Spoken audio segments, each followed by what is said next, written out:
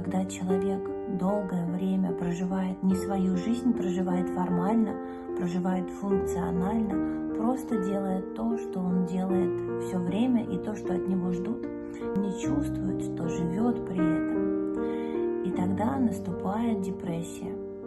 Депрессия – это очень сильная защитная стратегия нашего организма и нашей психики.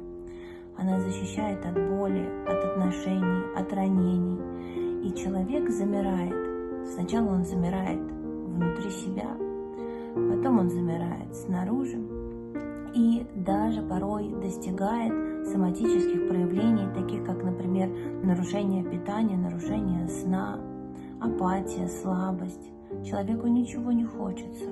Он не чувствует, что он должен идти вперед. Он не чувствует, зачем ему это надо.